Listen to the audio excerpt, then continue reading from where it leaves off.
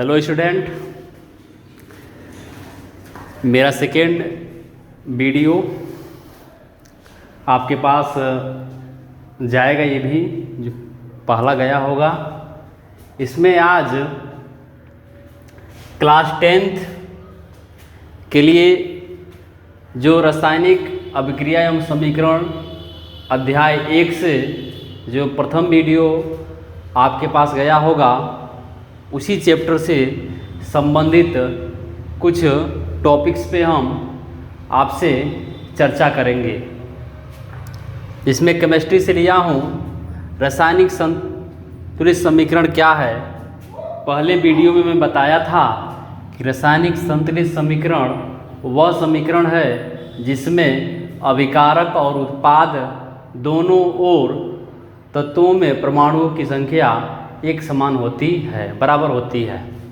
उसी के संदर्भ में मैंने आपको एक एग्जाम्पल भी दिया था।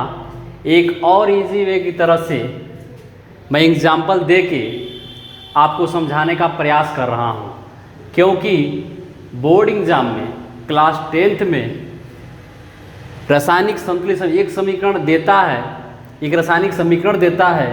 इस रासायनिक समीकरण को हम संतुलित करते हैं। संतुलित करने के लिए तो इसके लिए मैं आपके पास एक एग्जाम्पल, एक वीडियो एग्जाम्पल ब्लैक बोर्ड पे लिखा हूँ।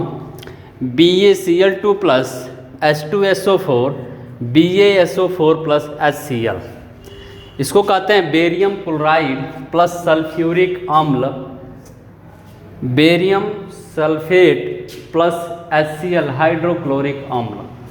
तो क्या हम ये ध्यान देंगे कि क्या जो ब्लैक बोर्ड पे मैं जो मैं रासायनिक समीकरण लिखा हूँ, क्या ये रासायनिक समीकरण संतुलित है कि नहीं है। इसके लिए हम एक बॉक्स के माध्यम से आपको एक बॉक्स के माध्यम से समझाएंगे कि ये समीकरण संतुलित है कि नहीं है। इसके लिए मैं एक बॉक्स बना रहा हूँ, आप इसको समझने का प्रयास कीजिएगा। एक ये मेरा बॉक्स, इसमें अभिकारक, इसमें लिखेंगे हम उत्पाद। अभिकारक में जो यौगिक जो तत्व हैं उनके परमाणुओं की संख्या, तत्वों के परमाणुओं की संख्या। इसमें भी तत्वों के परमाणुओं की संख्या।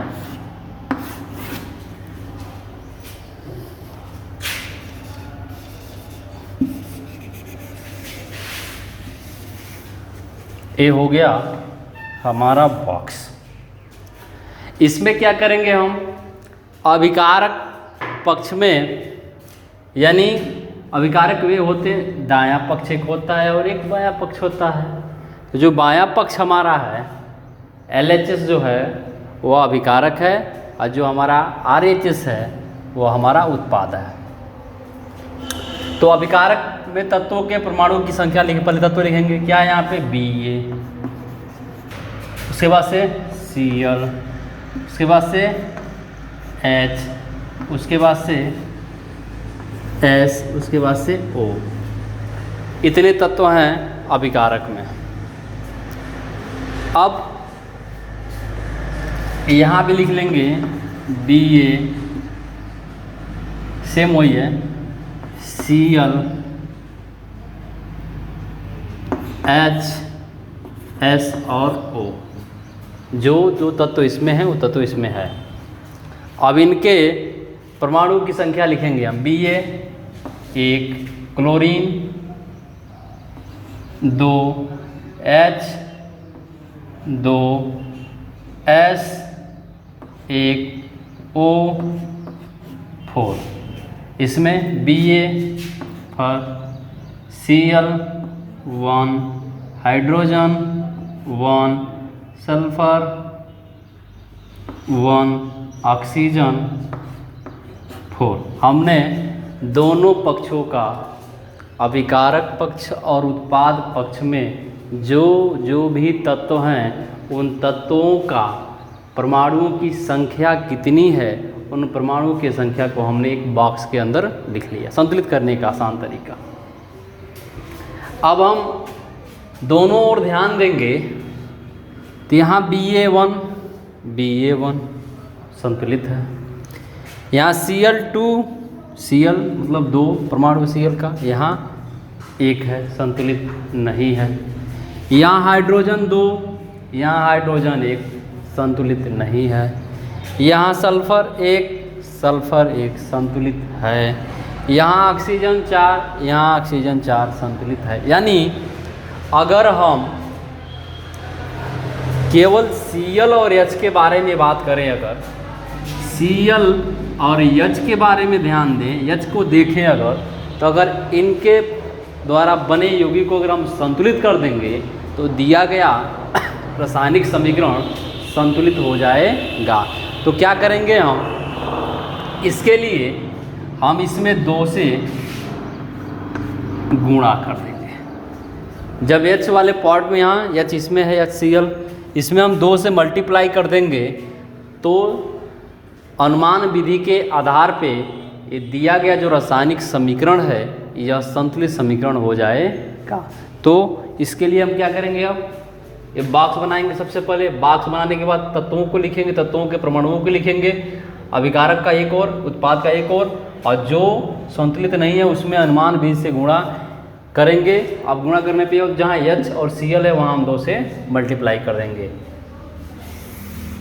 तो मल्टीप्लाई करेंगे इसमें तो हो जाएगा BaCl2 प्लस H2SO4, यहाँ हो जाएगा हमारा BaSO4 प्लस 2HCl। अब देखेंगे Ba 1 Cl2 H2, तो H 2 से गुणा कर 2, S1 O4, अब जाके ये समीकरण संतुलित हुआ। तो ऐसे संतुलित करने का सबसे आसान तरीका है बॉक्स बना के तत्वों को लिख लेंगे, और तत्वों को लिखने के बाद किस तत्व में परमाणु की संख्या कम है, किसमें ज़्यादा है, उसमें मल्टीप्लाई कर लेंगे। तो हमारे ख्याल से केवल हमको ये दोनों को संतुलित करना था, Cl और HCl को। हमने HCl में 2 से मल्टीप्लाई कर दिया। मल्टीप्लाई करने के बाद जो उपरांत जो हमारा समीकरण हमारे सामने आया वो संतुलित समीकरण है। आशा करता हूँ कि आपको समझ में आया होगा। ऐसे आपके बुक में बहुत सारे एग्जाम्पल दिए होंगे, आप अपने बुक को खोलिए। बुक स्कूल से भी मिल रहा है, स्कूल से ले लीजिए बुक और बुक को खोलिए, और बुक को खोलने के बाद इस विधि के माध्यम से आप समीकरण को संतुलित कीजिए, ताकि आपकी पढ़ाई चलती रहे, आपका कोर्स पीछे न रहे। ये तो हमने आपको संतुलित समीकरण के बारे में बताया। अब अभिक्रिया क्या है वो बताया, समीकरण क्या है बताया, उसी में थोड़ा हम अपने पहले वीडियो में और सूत्र के बारे में भी कैसे लिखते हैं उसके बारे में जिक्र किया, ये भी बताया। संतुलित कैसे करते हैं ये भी बताया। अब इसमें एक टॉपिक आता है उपचयन और अपचयन। उपचयन और अपचयन क्लास 10th के लिए उपचयन और अपचयन क्या है आसान तरीके से बताऊंगा, क्योंकि स्कूल क्लास जब चलने लगेंगे तो पुनः इस पर एक बार चर्चा अवश्य करूंगा। तो इसके लिए उपचयन क्या है,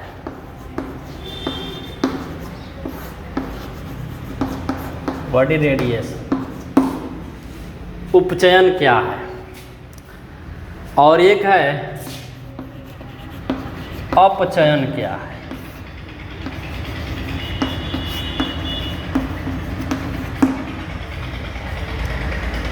तो उपचयन देखिए, केमिस्ट्री में इलेक्ट्रॉन, प्रोटॉन, न्यूट्रॉन ये सब आप पढ़े होंगे। केमिस्ट्री में तत्वों के नाभिक में इलेक्ट्रॉन, प्रोटॉन, न्यूट्रॉन होता है। एक पे धन आवेश होता है, एक पे ऋण आवेश होता है, एक पे कोई आवेश नहीं होता है।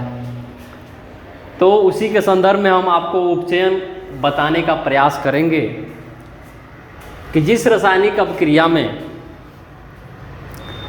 इलेक्ट्रॉन का ह्रास होता है, एक कमी होती है, यानी ऐसी रासायनिक अपक्रिया जिसमें इलेक्ट्रॉन की कमी होती है, एकदम इजी में बता रहा हूँ, बहुत सारी परिभाषाएं, बहुत सारे डिफिनीशन इसके लिए हैं। क्लास 12th में जाएंगे तो बहुत सारी, अब लेकिन एक क्लास 10th के लिए एनसीईआरटी ने कैसे आप कम से कम समय में और सटीक डिफिनेशन, जिससे आप अपने एग्ज़ाम को अच्छे नंबर से क्वालिफाई कर जाए, जो भी हो।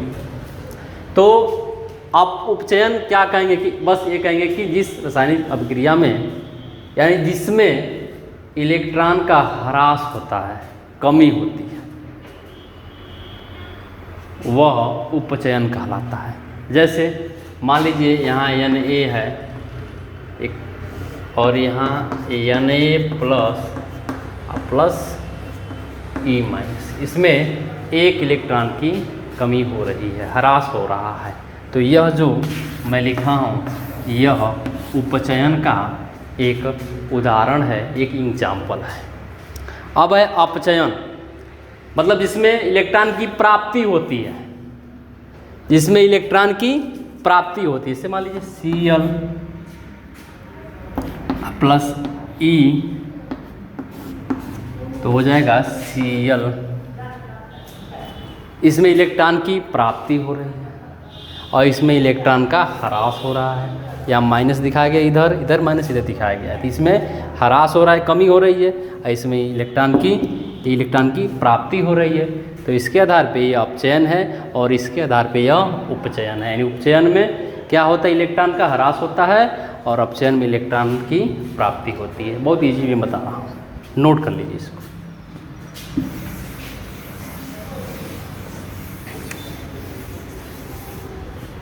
अपक्रिया के संदर्भ में ही मैं अभी आपको ऊष्माक्षेपी अपक्रिया, ऊष्माशोषी अपक्रिया, श्वसन एक ऊष्माक्षेपी अपक्रिया क्यों है, ये 3 क्वेश्चन मैं आपको बताने जा रहा हूँ। काफ़ी अच्छे, बहुत ही इम्पॉर्टेंट मेरे हिसाब से हैं, आपके बुक के हिसाब से भी हैं, आपके एग्ज़ाम के हिसाब से भी हैं। तो अब ये मेरा अगला टॉपिक है इस पे कि ऊष्माक्षेपी अपक्रिया क्या है। ऊष्माक्षेपी अपक्रिया क्या है, ऊष्माक्षेपी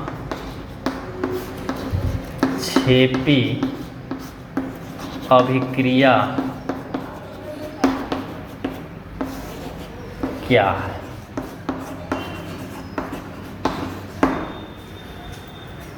ऊष्माक्षेपी अपक्रिया क्या है, जैसे नाम से ही स्पष्ट है कि ऊष्माक्षेपी अपक्रिया क्या है।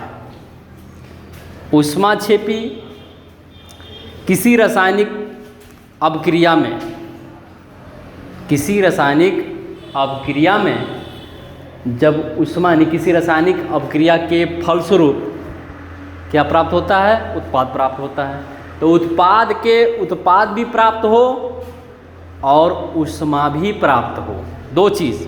उत्पाद तो प्राप्त होबे करेगा, उसमें ऊष्मा भी उत्पन्न हो, यानी ऐसी रासायनिक अपक्रिया जिसमें उत्पाद के साथ साथ ऊष्मा भी उत्पन्न होती है, ऊष्माक्षेपी अपक्रिया कहलाती है। एक बार फिर कि ऐसी रासायनिक अपक्रिया जिसमें उत्पाद के साथ साथ ऊष्मा भी उत्पन्न होती है, ऊष्माक्षेपी अपक्रिया कहलाती है। बहुत इंपॉर्टेंट है, यानी उसमें उत्पाद भी प्राप्त होगा और प्लस ऊष्मा भी प्राप्त होगी। जैसे N2 प्लस H2, यहाँ N2 प्लस H2 तो बन जाएगा आपका NH3। तो इसमें इसको हम संतुलित करेंगे, अब प्लस इसमें 24.2 नहीं बल्कि 3 होता है किलो कैलोरी।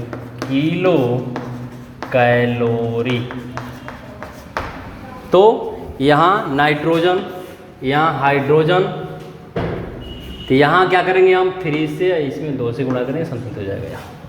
तो यहाँ नाइट्रोजन प्लस हाइड्रोजन और यहाँ बन गया अमोनिया। क्या बना यह NH3 क्या पढ़ते हैं, अमोनिया। बहुत कंफ्यूजन चीज़ है, एक NH4 होता है NH4, इसको पढ़ते हैं अमोनियम।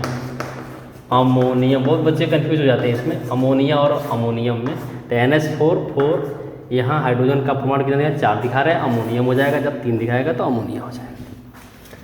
तो इसमें देखेंगे कि ये एक रासायनिक अपक्रिया है। रासायनिक अपक्रिया में अभिकारक पक्ष है, अभिकारक पक्ष के बाद ये उत्पाद है, उत्पाद में हमको अमोनिया प्राप्त हो रहा है तथा इसके साथ साथ ही हमको ऊष्मा भी प्राप्त हो रही है। 24.3 किलो कैलोरी की ऊष्मा भी प्राप्त हो रही है। तो इसके आधार पे हम कहेंगे कि यह जो रासायनिक अपक्रिया है, यह रासायनिक अपक्रिया ऊष्माक्षेपी अपक्रिया है। कौन अपक्रिया है, ऊष्माक्षेपी अपक्रिया है।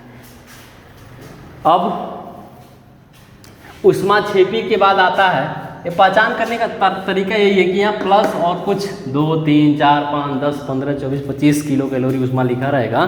तो सबसे आसान तरीका पहचान लेंगे कि कौन अपक्रिया। परीक्षा में आता है कि ऐसे लिख देगा और लिख देगा कि इसमें से ऊष्माक्षेपी या ऊष्माशोषी अपक्रिया को छांटिए। तो छांटने के लिए सबसे आसान तरीका है, कुछ देखना नहीं है, यहाँ अगर प्लस है, कुछ लिखा है 2, 3, 4, 5 किलो कैलोरी है, या इधर माइनस में जो भी हो, तो इसको इधर लाएंगे तो माइनस भी यहाँ लिख सकता है, ठीक है। तो ये ऊष्माक्षेपी अपक्रिया हो जाएगा।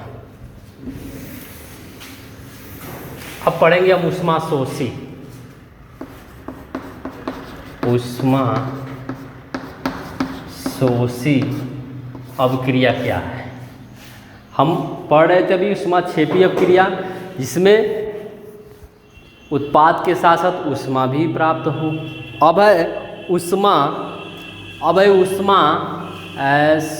अपक्रिया। तो बहुत अच्छा इसका नाम है, ऊष्माशोषी अपक्रिया। कि रासायनिक अपक्रिया में, जब रासायनिक अपक्रिया, कोई रासायनिक अपक्रिया हो, उसमें ऊष्मा का जब शोषण होता है, ऊष्मा का जब शोषण होता है तो ऐसी अपक्रिया को ऊष्माशोषी अपक्रिया कहते हैं। यानी जब किसी रासायनिक अपक्रिया में उत्पाद के प्राप्त होने के लिए कुछ ऊष्मा की आवश्यकता पड़ती है, यानी नया जो पदार्थ प्राप्त होता है उसको प्राप्त करने के लिए जब ऊष्मा की आवश्यकता पड़ती है तो कहेंगे ऊष्माशोषी है। आज जब आवश्यकता नहीं पड़ेगी, जब उसमें से ऊष्मा निकलेगा, प्राप्त होगा, तो कहेंगे ऊष्माशोषी है। तो पहला वाला जो उदाहरण दिया वो क्या था, ऊष्माशोषी। और इसमें ऊष्माक्षेपी। और ऊष्माशोषी किसमें क्या हो जाएगा, इसमें उत्पाद को प्राप्त करने के लिए कुछ ऊष्मा की आवश्यकता पड़ेगी, यानी ऊष्मा का शोषण होगा। तो इस प्रकार की अपक्रिया को कहते हैं ऊष्माशोषी, यानी रासायनिक अपक्रिया जिसमें उत्पाद को प्राप्त करने के लिए कुछ ऊष्मा की आवश्यकता पड़ती है, उसे कहते हैं ऊष्माशोषी अपक्रिया। उदाहरण के लिए N2 + O2 2NO और -14 किलो कैलोरी,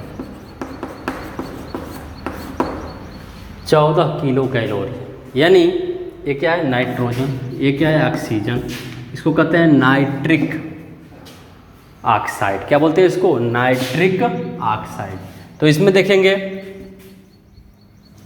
इसमें क्या है, ये अभिकारक है, ये उत्पाद है। इसको प्राप्त करने के लिए यहाँ माइनस में दिखाया गया है कि इसको, इस नाइट्रिक ऑक्साइड को बनने के लिए 14 किलो कैलोरी ऊष्मा की आवश्यकता पड़ रही है। यानी इसमें ऊष्मा का शोषण हो रहा है, इसमें ऊष्मा चाहिए इस अपक्रिया को पूरा करने के लिए। इसके आधार पे हम कह सकते हैं कि यह जो अपक्रिया है यह ऊष्माशोषी अपक्रिया का एक उदाहरण है। मैंने बता दिया, प्लस रहेगा तो ऊष्माक्षेपी, माइनस रहेगा तो ऊष्माशोषी। आपके दिमाग में बैठाना, कुछ तो ट्रिक से आपको पहचानना पड़ेगा। हर चीज़ याद करने से नहीं होती है, कुछ ट्रिक, कुछ कॉमन सेंस लगाना पड़ता है। जैसे अब इधर यही अगर यहाँ हो जाए, मान लीजिए कोई पूछ दे कि N2 + O2 + 4 किलो कैलोरी और तीर का निशान 2NO। और फिर यहाँ कोई पूछ दे N2 plus H2 minus 24.3 kilo calorie, तीर का निशान NH3 अमोनिया। अभी कोई पूछ दे तो क्या करेंगे, यहाँ से कर देंगे। यहाँ कोई पूछे इसमें कौन ऊष्माशोषी अपक्रिया है, कौन इसमें ऊष्माक्षेपी अपक्रिया है, तो ऊष्माक्षेपी और ऊष्माशोषी।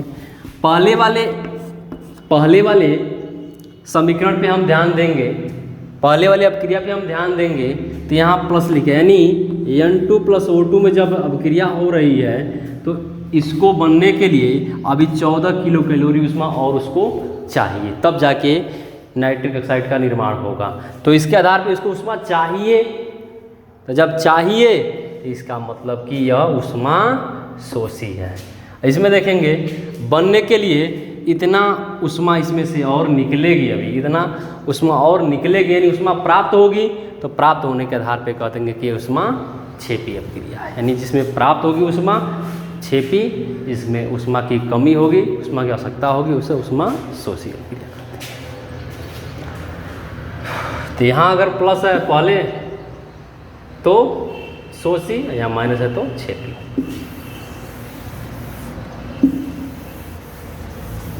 अब एक प्रश्न आता है कि शोषण को ऊष्माक्षेपी अपक्रिया क्यों कहते हैं।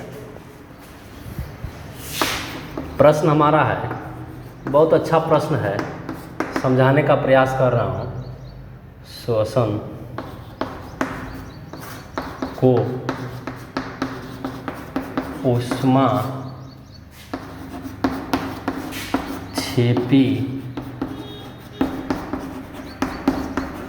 अपक्रिया क्यों कहते हैं, क्यों कहते हैं। ऊष्माक्षेपी अपक्रिया क्यों कहते हैं, ये प्रश्न कई बार पूछा है। तो ये तो स्पष्ट हो गया, देखिए इसमें दो चीज़ छिपा हुआ है, अगर ध्यान देंगे तब। छिपा क्या है, एक बार याद है कि पूछा था कि श्वसन कैसी अपक्रिया है, ऊष्माक्षेपी ऊष्माशोषी। इस प्रश्न में कह रहा है कि श्वसन को ऊष्माक्षेपी अपक्रिया क्यों कहते हैं, यानी कन्फर्म हो गया कि श्वसन एक ऊष्माक्षेपी अपक्रिया है, लेकिन कहते क्यों है ये पूछ रहा है। तो इस प्रश्न से क्या, एक प्रश्न का आंसर भी आपको मिल रहा है, आंसर भी मिल रहा है कि शोषण कैसी अपक्रिया है, तो आंसर आएगा ऊष्माक्षेपी अपक्रिया है। लेकिन ये प्रश्न हमारा कर कि शोषण ऊष्माक्षेपी है तो क्यों है, बताइए क्या रीज़न है इसका ऊष्माक्षेपी होने का, क्या मतलब है कि क्यों ये इसको ऊष्माक्षेपी हम कह देंगे।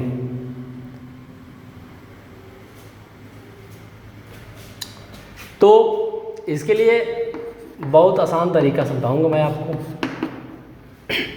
ऊष्माक्षेपी अपक्रिया भी मैं आपको बताया होता क्या है, जिसमें ऊष्मा की प्राप्ति हो, नए पदार्थ के साथ ऊष्मा की प्राप्ति हो।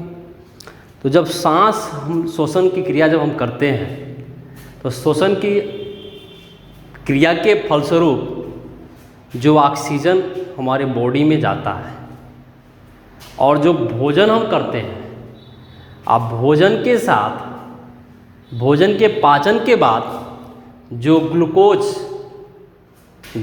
जो होता है वह ग्लूकोज और इस ऑक्सीजन के साथ संयुक्त होकर एक ऊर्जा का निर्माण करते हैं, जिसको एटीपी ऊर्जा बोलते हैं। आपको याद होगा इसको एटीपी ऊर्जा बोलते हैं, एमिनो ट्राईफॉस्फेट। तो श्वसन की अपक्रिया ऊष्माक्षेपी अपक्रिया इसलिए है कि जो श्वसन की क्रिया के फलस्वरूप जो ऑक्सीजन हमारे बॉडी में जाता है, शरीर के अंदर जाता है, और भोजन के पाचन के फलस्वरूप ग्लूकोज के साथ मिलके ये ऑक्सीजन एक ऊष्मा का निर्माण करता है। ऊष्मा का निर्माण करता है अर्थात हमको ऊष्मा प्राप्त होती है। जब ऊष्मा हमको प्राप्त होती है तो जिस अपक्रिया में ऊष्मा की प्राप्ति होती है उस अपक्रिया को कहते हैं ऊष्माक्षेपी अपक्रिया। यानी ऊष्मा के प्राप्त होने के आधार पे हम ये कह सकते हैं कि शोषण एक ऊष्माक्षेपी अपक्रिया है। यानी इसमें क्या होता है, ऑक्सीजन प्लस ग्लूकोज मिलके क्या बन जाता है, ऊर्जा बनता है। वह कौन सी ऊर्जा होती है, एटीपी ऊर्जा होती है। एटीपी एमिनो ट्राइफॉस्फेट ऊर्जा होती है जो हमारे शरीर के अंदर संचित है रहती है। तो ऊर्जा यानी ऊर्जा उष्मा है एक तरह की। तो ऊष्मा प्राप्त हुई कि नहीं प्राप्त हुई, जब प्राप्त हुई तो ये कौन सी अपक्रिया हुई, ऊष्माक्षेपी अपक्रिया हुई।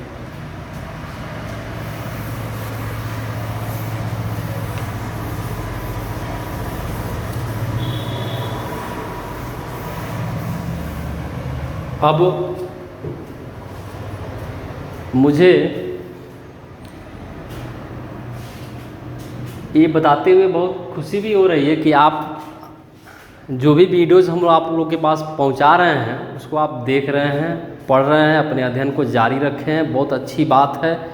इस महामारी के इस दौर में ईश्वर से हम प्रार्थना करते हैं कि इस दुख भरी समय से जल्दी हम लोग उभरें, ताकि आप लोग का जो कोर्स पीछे है उसको सुचारू रूप से चला के और आपको आगे बढ़ाने का हम लोग प्रयास करेंगे। आगे है, मैं जब अपना पहला वीडियो पढ़ा रहा था उसमें अपक्रिया के बारे में पढ़ा रहा था। उस अपक्रिया में याद है मुझे कि मैंने आपको संयोजन अपक्रिया बताया था। उसके बाद से मैंने आपको विस्थापन अपक्रिया बताया था।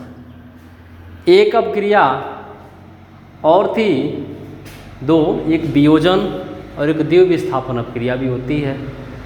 तो वियोजन अपक्रिया क्या है, वियोजन अपक्रिया के बारे में मैं थोड़ा आपको बताने का प्रयास करूंगा। वियोजन, ये मुझे पहले बता देना चाहिए था। वियोजन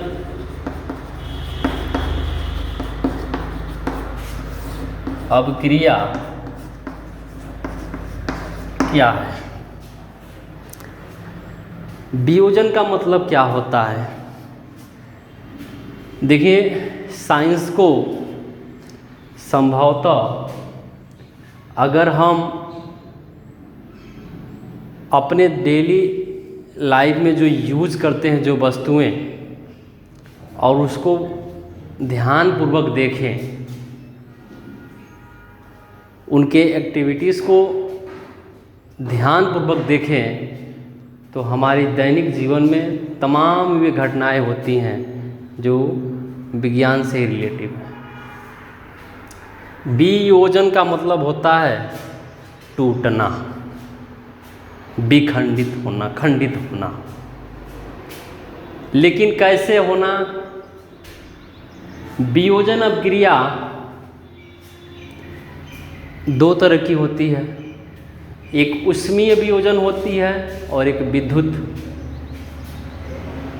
ऊष्मीय वियोजन ऊष्मा के कारण जब एक यौगिक अपने छोटे छोटे तत्वों में, इन तत्वों से बना होता है, उसमें टूट जाता है, विखंडित हो जाता है। वियोजन अपक्रिया ऊष्मीय वियोजन होता है। और एक होता है विद्युत वियोजन। उसमें विद्युत में क्या होता है, इलेक्ट्रिक शॉर्ट में जैसे मान लीजिए क्या होता है, इसमें प्लस और माइनस होते हैं। उसमें वियोजन मतलब वह अपक्रिया जिसमें कोई यौगिक जिस तत्वों के साथ संयुक्त होकर वो बना है, उन तत्वों में क्या हो जाए, वो विखंडित हो जाए, टूट जाए। उसके आधार पे हम कहते हैं कि यह जो समीकरण है वह वियोजन समीकरण है। वियोजन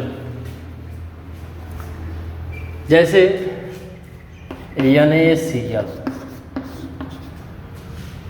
को जब जल में घोलते हैं, हम आयनित करते हैं, तो यह Na प्लस Cl, ये रिएक्शन है। जल में जब इसको घोलते हैं NaCl को, तो ये क्या हुआ, NaCl एक यौगिक है।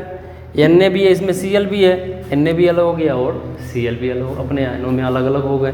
तो आयनों में अलग अलग विखंडित हो गए, टूट गए। तो इस प्रकार की अपक्रिया क्या कहते हैं हम? वियोजन अपक्रिया। जो आपके NCERT में जो हमको मिला है सिलेबस, उसी के आधार पर मैं आपको बता रहा हूँ। काफ़ी विस्तृत जाने का प्रयास नहीं कर रहा हूँ ताकि इजी वे में आपको समझ में आ जाए। क्लासेस जब फिर से स्टार्ट हो जाएंगे, पुनः एक बार इसकी चर्चा आपकी क्लास में मैं करूँगा। तो NaCl में क्या है? Na सोडियम क्लोराइड को जब आयनित करते हैं, जल में घोलते हैं, ये अपने आयनों में क्या होता है? टूट जाता है। Na प्लस Cl में प्लस और ये माइनस। यहाँ अभी इस चैप्टर के कई लोग हमसे पूछा करते हैं, क्लास में बच्चे पूछते हैं कि प्लस ये माइनस, ये प्लस क्यों होता है, ये माइनस क्यों होता है? बहुत अच्छा क्वेश्चन है। प्लस क्यों हो जाता है, माइनस क्यों हो जाता है? प्लस और माइनस होने का ऐसा नहीं है, एक इसका रीज़न है। रीज़न में क्या है? जब इलेक्ट्रॉनिक विन्यास आप पढ़ते हैं, इलेक्ट्रॉनिक विन्यास के आधार पे ही हम किसी भी तत्व के धनात्मक और ऋणात्मक आवेश का मान सामने रख सकते हैं। NaCl में क्या है? Na प्लस, और चूँकि ये आपके कोर्स का है भी और नहीं भी है, केवल कोर्स से नहीं है बल्कि आपके लिए बहुत जानकारी के लिए, बहुत आपकी जानकारी के लिए बहुत महत्वपूर्ण है। तो 11 और 17 होता है, मैं बता देता हूँ।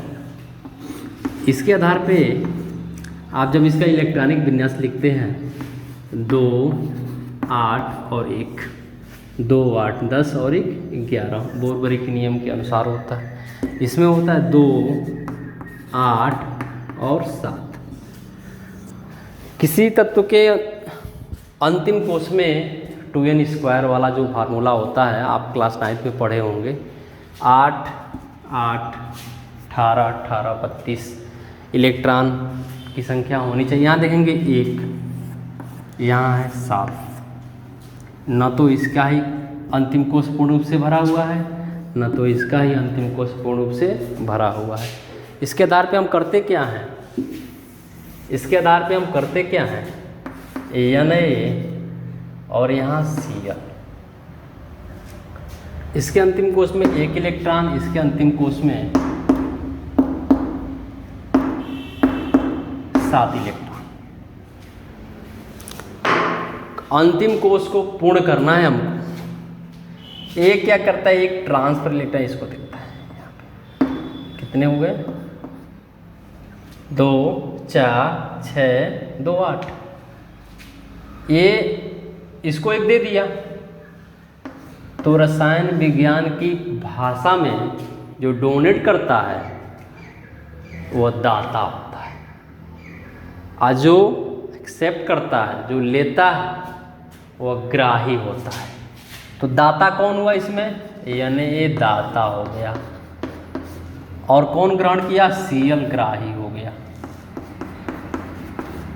तो दाता यानी देने वाला, देने वाले को हम धनात्मक बोलते हैं और ग्रहण करने वाले को हम ऋणात्मक बोलते हैं। इसके आधार पे Na प्लस में और Cl माइनस में होता है।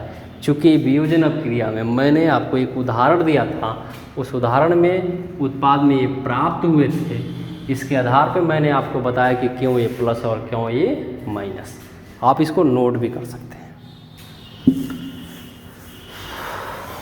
अब देखिए, इसी से हो जब ये धनात्मक हो गया ना, ये आगे की चैप्टर में ये धातु भी हो गया। सबसे आसान तरीका है, धातुएं धनायन देती हैं, धनायन बनाती हैं, और ये अधातु हो गया। ये भी आसान तरीका है पहचानने का। ये धातु हो गया और ये अधातु हो गया। एक धातु का नाम बताइए सोडियम, एक धातु का नाम है क्लोरीन। क्यों? इसके आधार पर ये दाता है और ये ग्राही। दाता है, देने वाला है, वो कभी धनात्मक होता है, धनात्मक धनायन देते हैं, धातु कहलाते हैं, ऋणायन लेते हैं, जो ऋणिक को ग्रहण करते हैं वो अधातु कहलाते हैं। अभी उसमें नहीं जा रहा हूँ, अगले वीडियो में अगले चैप्टर को पढ़ाऊँगा मैं आपको। तो वियोजन अपक्रिया क्या है? तो वियोजन अपक्रिया मतलब रासायनिक अपक्रिया में भाग लेने पर जब जो यौगिक भाग लेता है वो अपने ही तत्वों में क्या होता है? विखंडित हो, टूट जाता है, उसे कहते हैं वियोजन अपक्रिया। वियोजन अपक्रिया के बाद एक अपक्रिया और बता दें, द्विविस्थापन अपक्रिया क्या होती है। द्विविस्थापन अपक्रिया।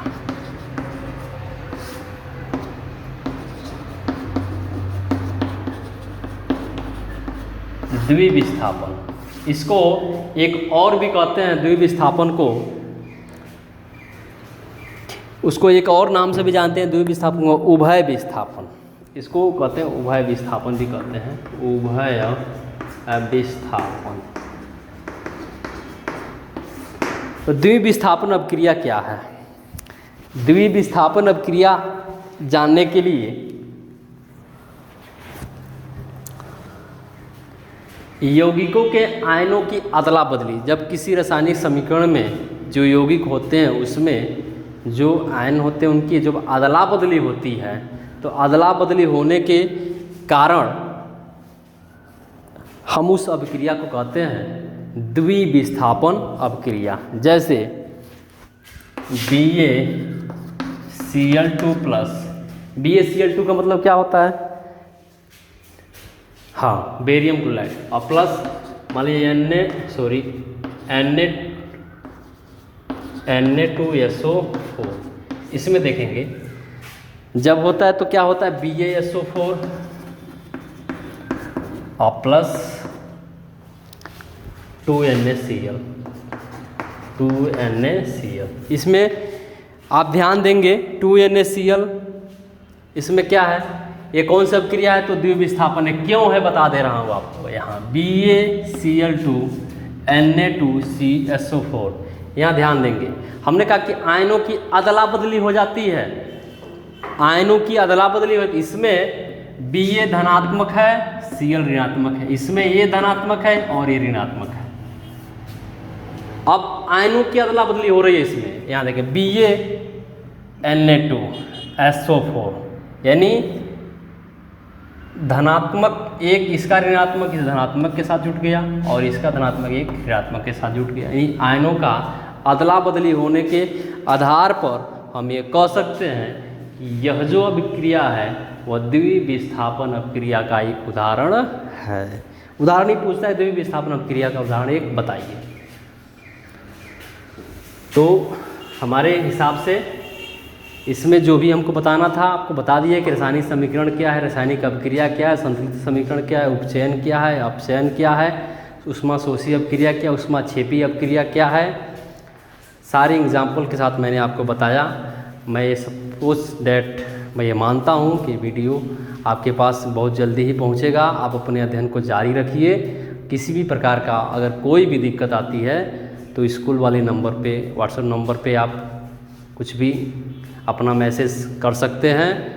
इस महामारी में अपने पढ़ाई को जारी रखिए, घर पे होमवर्क कीजिए, जो भी होमवर्क दिया जा रहा है। कुछ अगर इसमें आपको कमेंट बॉक्स में ज़रूर लिखिए। मेरा मोबाइल नंबर 7236986070। Thank you.